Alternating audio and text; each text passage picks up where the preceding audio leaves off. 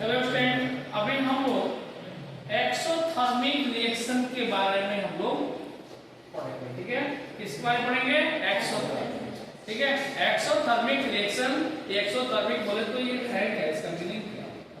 आपको हमने बताया है, पहले से भी पढ़ते होगा कि एक्सोथर्मिक रिएक्शन जब होता है उससे क्या होता है, एनर्जी लॉस होता है, यानी कि हीट रिलीज होगा तभी प्रोडक्ट बनेगा। रिएक्टेंट जब आपस में रिएक्शन करते हैं तो हीट को रिलीज करते हैं।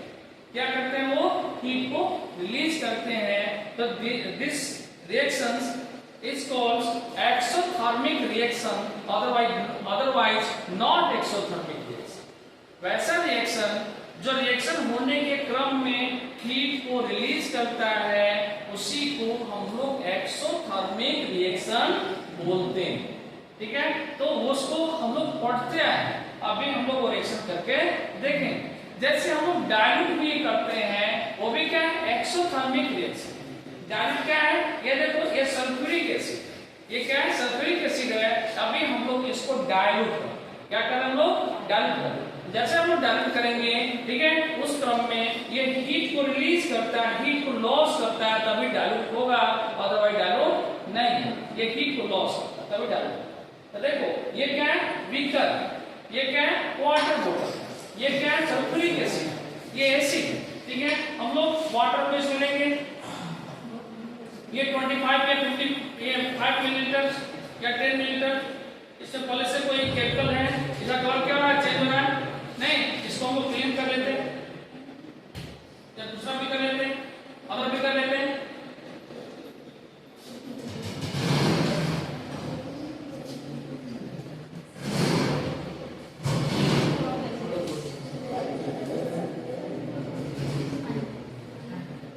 देखो, दूसरा भी कर लाए हम लोग, ठीक है। इसमें वाटर डालते हैं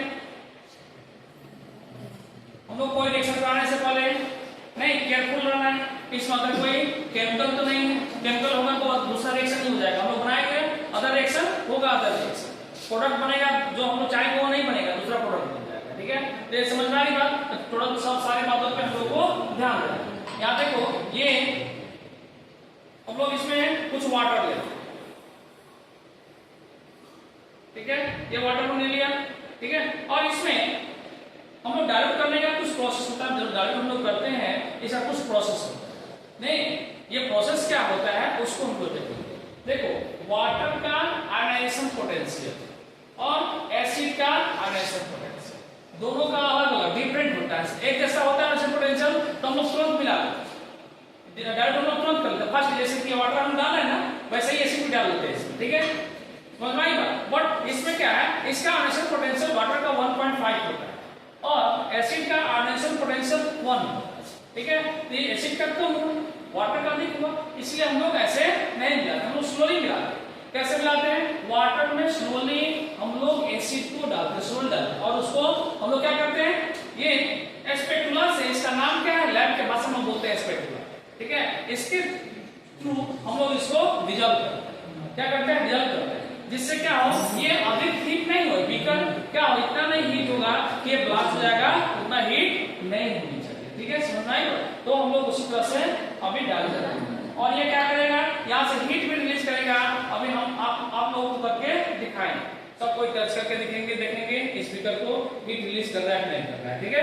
एक एक करके आएंगे, टच करते जाएंगे, फिर अलग से। ये ड्रॉपर है, जिससे ये ड्रॉपर, ठीक है। इस ड्रॉपर के थ्रू हम लोग डाल रहे हैं, एसिड को डाल रहे हैं, सल्फ्यूरिक एसिड को डाल रहे हैं।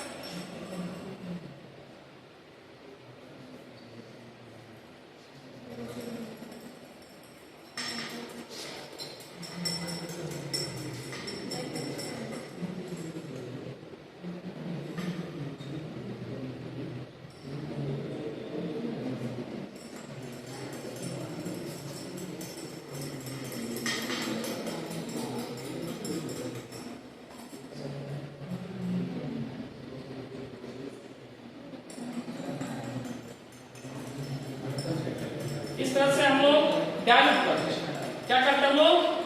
डाइल्यूट करते हैं।